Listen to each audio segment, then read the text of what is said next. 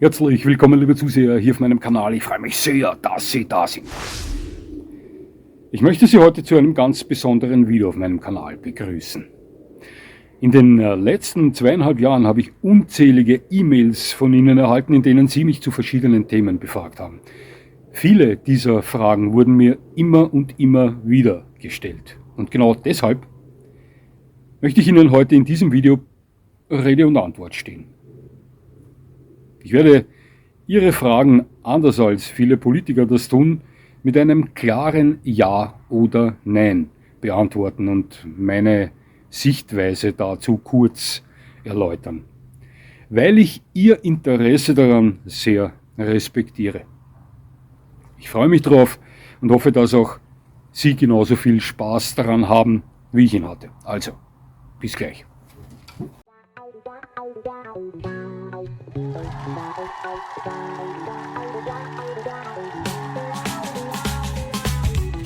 Dog Special, yeah, ich bin der Mann, der Hunde versteht, weil ich's fühlen kann.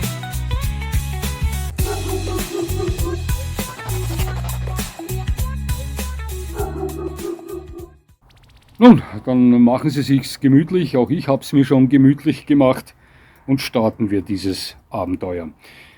Ich habe mir Fragen herausgesucht, die ich in der Zeit, welche Dog Special existiert, von Ihnen gestellt bekommen habe und einige davon auch mehrmals, das habe ich schon gesagt im Vorwort.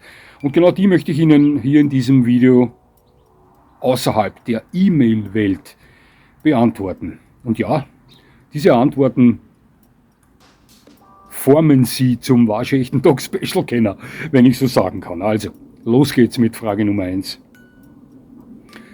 Ist gute Vorbereitung vor dem Erwerb eines Hundes für dich wirklich so wichtig? Ja, extrem wichtig. Schauen Sie, bevor zu Hause nicht abgesprochen wird, ob auch beide Partner mit einem Hund einverstanden sind, bevor nicht abgecheckt wird, ob das Umfeld passt, ob es mit der Zeit passt, ob das Finanzielle passt, ob notwendige Utensilien zu Hause sind, wie Näpfe, Leinen etc. Vorher denke ich überhaupt nicht über den Erwerb eines Welpen nach. Also ja, ist sehr wichtig für mich, die Vorbereitung. Nächste Frage, würdest du dir auch völlig unvorbereitet einen Hund mit nach Hause nehmen? Ja, im Notfall. Allerdings ist hier Grundvoraussetzung, dass ich Vito nicht habe, denn mit ihm zusammen ist es mir nicht möglich, einen fremden Hund mit nach Hause zu nehmen, egal ob Rüde oder Hündin, das würde für Chaos sorgen. Hätte ich ihn allerdings nicht, wäre ich mit dem Auto unterwegs und treffe auf einen Hund, der zurückgelassen wurde, irgendwo angebunden ist, und würde der Hund es zulassen, dass ich mich ihm nähere, dann würde ich versuchen, ihn zu befreien und würde ihn mit nach Hause nehmen. Ob der dann bei mir bleibt oder ob ich ihn vermittle oder versuche, bei jemand anderen unterzubringen, das weiß ich nicht. Aber ich würde diesen Hund auch unvorbereitet mit nach Hause nehmen. Außerdem gibt es da noch andere Situationen, in welchen das der Fall wäre. Zum Beispiel mein Nachbar, der ebenfalls Hundebesitzer ist, gäbe es hier einen Notfall. Er müsste ins Ausland reisen, könnte den Hund nicht mitnehmen oder müsste ins Spital eingeliefert werden. Dann würde ich auch diesen Hund unvorbereitet mit nach Hause nehmen. Vorausgesetzt, ich hätte Vito nicht. Also ja, würde ich ebenfalls tun. Nächste Frage. Kämen bei dir nur bestimmte Rassen in Frage? Nein. Hier kommt es immer auf meinen Lebensumstand an und diesbezüglich würde ich mich dann rassentechnisch orientieren. Ganz klar, das könnte jede Rasse sein. Ich liebe sie alle, egal ob Rasse oder Mix. Ist dir die Auswahl der richtigen Zuchtstätte wirklich so wichtig? Ja, ist es. Eine tolle Zuchtstätte ist für mich die halbe Miete. Da fährt die Eisenbahn drüber. Bevorzugst du Leistungslinien gegenüber Showlinien? Nein. Hierbei kommt es völlig auf die Hunderasse an.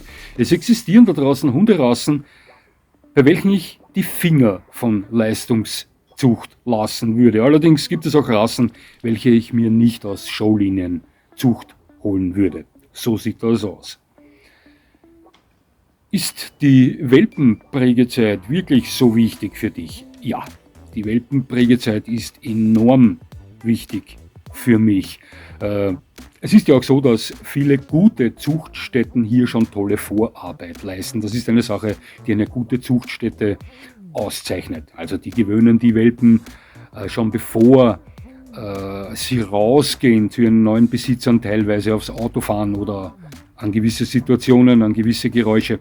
Die Welpenprägezeit ist eine Sache, die mir sehr wichtig ist, da die ersten 4, 5 oder 6 Monate, wenn der Hund geprägt wird, 60 oder 70% ausschlaggebend sind für seinen zukünftigen Charakter. So sehe ich das. Deswegen ein klares Ja bei dieser Frage. Gibt es bei der Welpenhaltung Dinge, die du besonders beachtest? Ja, gibt es. Ganz wichtige Dinge sind mir bei der Aufzucht eines Welpens dieses Hundekind körperlich und geistig nicht überzubeanspruchen. Diesen Welpen schön langsam ans Thema Rangordnung heranzuführen und ebenfalls eine ganz wichtige Sache ist das Sozialisieren Menschen und Artgenossen gegenüber. Also das sind die wichtigsten Dinge, die mir einfallen, wenn mich jemand fragt, was ist dir ganz wichtig bei der Aufzucht eines Welpen. Nächste Frage, ist dir eine klare Rangordnung in der Beziehung Hund-Mensch wichtig? Glasklares Ja, das ist fundamental für ein funktionierendes, harmonisches Hund-Mensch-Team. Da gibt es für mich gar keine Diskussion. Also hier dürfen keine Missverständnisse vorherrschen. Hier muss ganz klar sein, wer der Boss ist. Das bin ich. Der Hund ist auch der Boss, aber der Oberboss ist der Mensch. Hier lasse ich mich mit niemandem auf irgendwelche Diskussionen ein. Das ist für mich eine ganz klare Sache. Bevorzugst du Rüden gegenüber Hündinnen? Ja, das tue ich. Ich bin ein Rüdenmann. Eine Gewohnheitssache ist das. Wo sind wir? Hier sind wir. Würdest du dir auch eine Hündin nehmen? Ja, selbstverständlich. Sofort würde ich mir auch eine Hündin nehmen. Die sind genauso toll, wie es die Rüden sind. Diese Haltung Rüden gegenüber meinerseits, das ist eine Gewohnheitssache. Mein erster Hund war ein Rüde, mein zweiter auch. Ja, und dann wurde der dritte ebenfalls einer. Und Vito, mein vierter Hund, wurde auch einer. Das ist der einzige Grund. Ja, es gibt ja auch eingeschworene Hündinnen-Fans da draußen. Da ist das höchstwahrscheinlich genauso. Würdest du deinen Hund kastrieren lassen? Nein. Nur wenn es aufgrund von gesundheitlichen Problemen erforderlich wäre und nicht anders gehen würde. Keiner meiner Rüden war kastriert. Das ist eine Sache, das ist für mich ein No-Go, wenn es nicht erforderlich ist, da eine Kastration für mich ein zu massiver Eingriff in den Hormonhaushalt eines Hundes ist. Ja. Würdest du mehr als einen Hund zur selben Zeit halten? Ja, wenn nötiger Platz und die dafür notwendige Zeit vorhanden ist. Und dann maximal 2. Über 3 habe ich noch nie nachgedacht und werde ich auch nie nachdenken. Aus verschiedensten Gründen. Also, hätte ich die Zeit, hätte ich den Platz, hätte ich das Geld, dann würde ich auch 2 Hunde gleichzeitig halten. Habe ich schon mal mit Boris und Attila. 14. Frage. Ist vegane Fütterung des Hundes für dich eine Option? Nein, absolut nicht. Einen Hund dazu zu zwingen, sich vegan zu ernähren, wenn man das selbst tut, das ist für mich 100%ige Tierquälerei. Und das ist meine Meinung und hinter der stehe ich felsenfest. Findest du Rohfütterung des Hundes gut? Ja, Barfen ist absolut toll. Wenn es richtig gemischt ist, mit Beifutter vom Hund angenommen wird, von ihm vertragen wird, dann ist das eine ganz tolle Sache. Würdest du Trockenfütterung empfehlen? Ja, heute gibt es exzellentes Trockenfutter für Hunde mit toller Zusammensetzung. Also, ich würde auch Trockenfütterung empfehlen.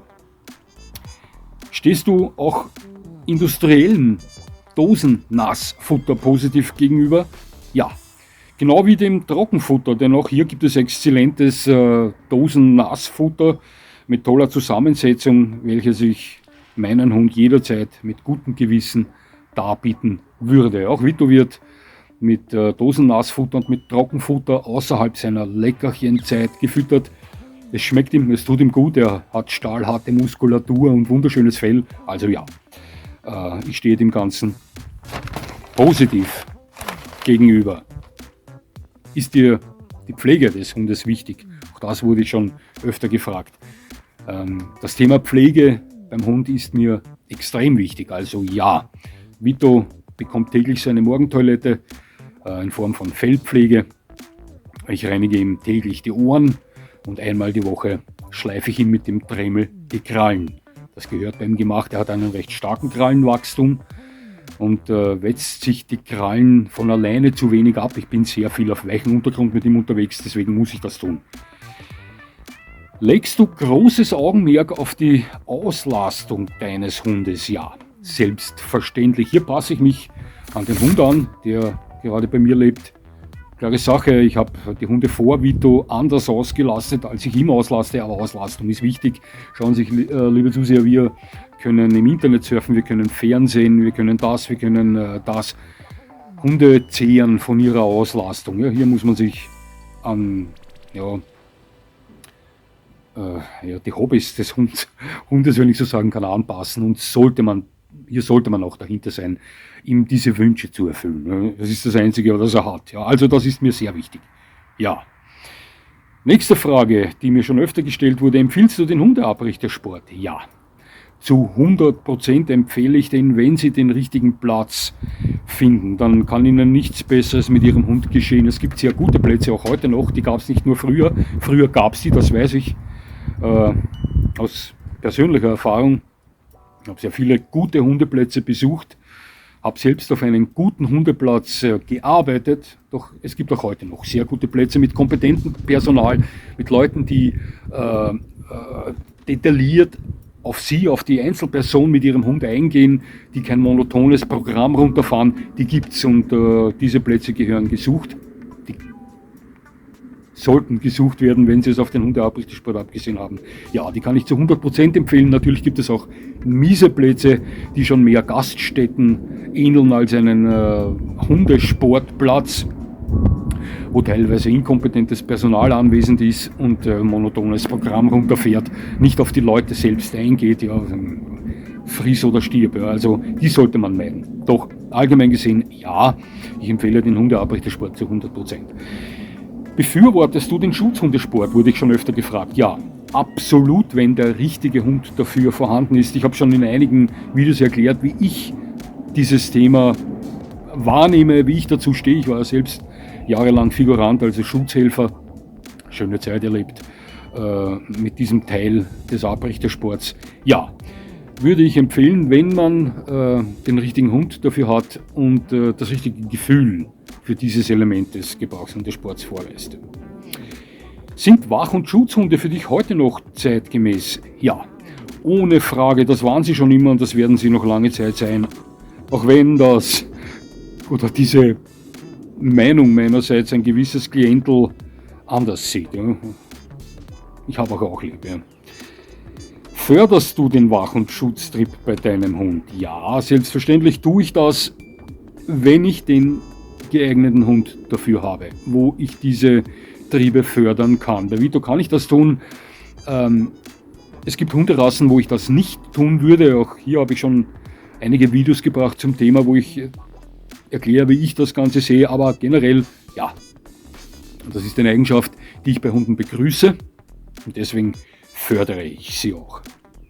Nächste Frage. Lässt du deinen Hund Dinge durchgehen, die nicht zum guten Ton in der Welt der Hundeerziehung gehören? Ja klar, schauen Sie, mein Hund darf bis zu gewissen Grad ein Bandit sein. Er darf zu 100% Hund sein, selbstverständlich. Muss er mir gehorchen, das ist ein großer, starker Hund. Bei mir ist immer der Fokus darauf gelegt, dass diese Dinge, die ich ihm gestatte, die nicht zum guten Ton der Hundeerziehung zählen, ja, keine Gefahr für andere Leute darstellen. Aber nochmal, ja, ich lasse ihm Dinge durchgehen, die nicht zum guten Ton der Hundeerziehung zählen. Ja, so viel dazu. Ist für dich der Hundeführerschein sinnvoll? Wurde ich gefragt. Nein. Der Hundeführerschein ist für mich ein Gesetzeskrüppel, mit welchem man nicht einmal annähernd an das Ziel herankommt, welches man damit erreichen möchte. Punkt aus, Ende. Sind höhere Auflagen für Listenhunde für dich sinnvoll? Auch das wurde ich schon gefragt. Sind sie? Ja, wenn man auch gute Hundeführer davon abhalten möchte, sich einen Listenhund zu holen. Sonst nicht. Ist das Verbot von Rassen sinnvoll, wurde ich gefragt. Nein. Dumme Menschen, welche für dieses Verbot verantwortlich sind, die weichen auf Alternativen aus. Ganz einfach. Und Alternativen gibt es genug. So sehe ich das. Ist das Verbot der sportlich ausgeführten Schutzarbeit sinnvoll? Nein. Sportlich ausgeführte Schutzarbeit hat absolut nichts mit Bedrohung durch den Hund zu tun. Sinnvoller wäre, mit kompetenten Politikern aufzuwarten. Auch darüber habe ich schon ein eigenes Video gebracht. Gibt es für dich die beste Hunderasse? Das wurde ich schon oft gefragt. Nein, die gibt es nicht. Ja. Es gibt Hunderassen, die ich anderen gegenüber bevorzuge. Ja, die gibt es. Aber die beste Hunderasse, die existiert für mich nicht. Gibt es für dich die schönste Hunderasse? Ja, die habe ich auch schon mal in einem Video betont. Öfter sogar. Optisch würde ich den American Akita als den schönsten Hund der Welt bezeichnen. Geschmackssache. So wie alles im Leben. Ich wurde auch schon gefragt, ob es für mich den stärksten Hund der Welt gibt. Auch den gibt es für mich. Ja. Allgemein gesehen stellt für mich ein substanzvoller Boerboel den Hund dar, der die meiste Körperkraft unter den Hunderassen vorweist. Gibt es für dich den besten Allrounder aller Hunderassen?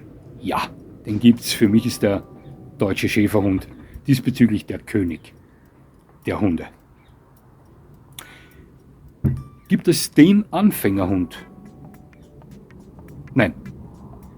Ich habe zwar diesen Begriff selbst schon oft gebraucht, doch ich gebe zu, das war ein Fehler meinerseits, denn den Anfängerhund, den Ersthund, den gibt's nicht. Bist du der Meinung, dass sich ein körperlich schwacher oder sehr unsportlicher Mensch für eine höchst leistungsfähige, starke und bewegungsfreudige Hunderasse eignet? Nein. Die Kluft zwischen Mensch und Hund ist hier allgemein gesehen zu groß. Dieser Meinung bin ich. Bist du der Meinung, dass sich ein kräftiger, sehr sportlicher Mensch für einen eher ruhigen, körperlich nicht sehr robusten Hund mit gedämpfter Bewegungsfreude eignet? Ja, klar, dieser Meinung bin ich, denn dieser Mensch kann sich leicht auf seinen Hund einstellen. Umgekehrt geht's eher nicht. Hast du jemals bereut, einen Hund zu besitzen? Ja, klar habe ich das.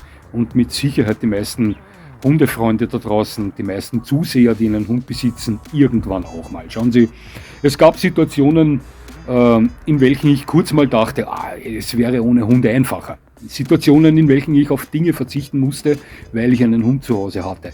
Meine Freunde etwas tun konnten oder meine Verwandten, meine Bekannten etwas tun konnten, das ich auch gerne getan hätte, wo ich gerne dabei gewesen wäre, es aber nicht gegangen ist, weil ich einen Hund habe, für den ich die Verantwortung habe. Da gab es Momente, wo ich mir dachte, ohne Hund wäre es schon besser. Aber das dauert immer nur ganz, ganz kurz an. Denn wenn ich dann darüber nachdachte, wurde mir immer klar, dass diese Momente, die ich versäume wegen meinem Hund, immer nur Momente sind, die mir kurzes Glück bescheren würden. Mein Hund allerdings beschert mir jahrelang, permanent und durchgehend Glück. Deswegen waren diese Momente, wenn sie vorkamen, also häufig kommen die nicht vor und kamen die nicht vor, immer nur von ganz kurzer Dauer. Aber ja, es gab schon Momente, wo ich es bereut habe. Ja, bin ich ehrlich. Hattest du jemals Zweifel daran, dir wieder einen Hund zu nehmen? Ja, am meisten zweifelte ich daran, als mein Tosa Inu Rüde Shiro starb, denn sein Ableben war besonders heftig. Ja, also das hat mir damals die Brust aufgerissen, hat mir viel an Lebensenergie gekostet. Ich war wochenlang ein gebrochener Mann. In dieser Zeit zweifelte ich heftigst daran, mir nochmal einen Hund zu nehmen. Bist du jemals über die Trauer, über den Verlust deiner Hunde hinweggekommen? Nein, bin ich nie. Ja, jedes Mal, wenn ich an meine Hunde zurückdenke, dann verfalle ich in eine Art Trauer. Das tue ich. Doch ich weiß, wie ich mich da wieder raushole. Ich beginne dann sofort darüber nachzudenken, wie schön es meine Hunde bei mir hatten, und ich bin absolut davon überzeugt, dass ich meinen Hunden ein schönes Leben geboten habe, und das holt mich dann aus dieser Trauer wieder raus. Aber nein, ich bin bis heute nicht über die Trauerphase hinweggekommen, wenn ich an meine Hunde zurückdenke. Das bedeutet nicht, dass ich den ganzen Tag in Trauer unterwegs bin, überhaupt nicht. Sie wissen genau, was ich meine, ja. Hast du schon jemals einen deiner Hunde einschläfern lassen? Ja. Shiro, meinen Tosa Inu Rüden, leistete ich im Alter von 10 Monaten Sterbehilfe.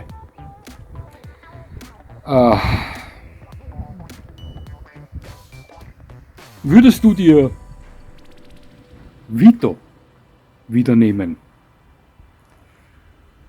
Ja, ohne auch nur einen Sekundenbruchteil darüber nachzudenken.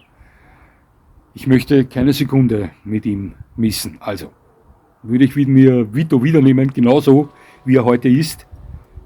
Ein glasklares, kristallklares Ja. Nimmst du dir wieder einen Hund nach, Vito? Nein. Meine Abenteuerreise mit Hunden ist nach Vito vorüber. Es krampft mich zwar jedes Mal zusammen, wenn ich das sage und wenn mich jemand fragt und ich diese Antwort gebe, aber es ist nun mal so. Schauen Sie, ich werde in nächster Zeit 55 Jahre alt, Vito ist 5,5 Jahre alt. Ich hoffe, dass er noch 10 Jahre lebt, dann bin ich 65. Gleich nach Vito käme sowieso kein Hund in Frage. Ich bräuchte einige Zeit, also würde mich dann auf meinen 70er zubewegen, könnte dann diese Art Hundehaltung nicht mehr an den Tag legen. Diese Art Hundehaltung, die mich erfüllt, nicht mehr an den Tag legen. Und deswegen ist es für mich besser, nach ihm mit dem Thema Hund aufzuhören. Ja, so sieht's aus. Wo sind wir? Da sind wir.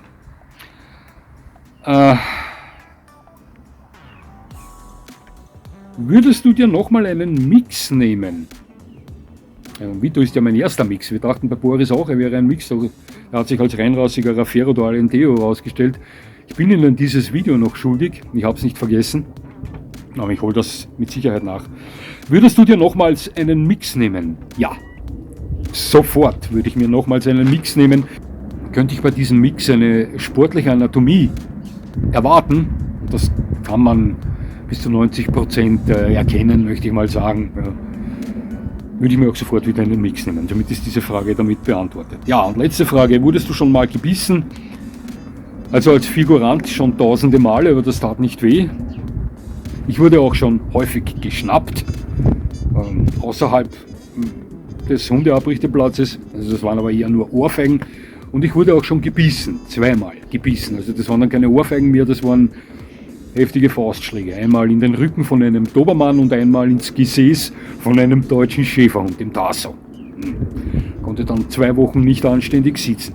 Ja, und das war's eigentlich mit diesen Antworten. Ich habe versucht, so ehrlich wie möglich Ihnen Rede und Antwort zu stehen.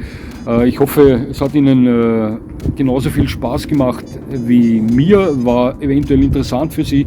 Obwohl ich sagen möchte oder betonen möchte, dass Sie so gut wie alle diese Antworten verteilt, vor allem in den Videos auf meinem Kanal finden können. Aber etwas zu viel verlangt, wenn ich jetzt den Vorschlag mache, sehen Sie sich alle meine Videos nochmal an. Ja. Es sind mittlerweile über 200 Videos auf meinem Kanal. Das wäre schon eine ziemliche Odyssee. Ja, es hat mich sehr gefreut, dass Sie mir zugesehen haben. Ich würde mich natürlich freuen, wenn Sie mir weiterhin zusehen. Und jetzt wünsche ich Ihnen noch einen schönen Tag. Das war schon wieder.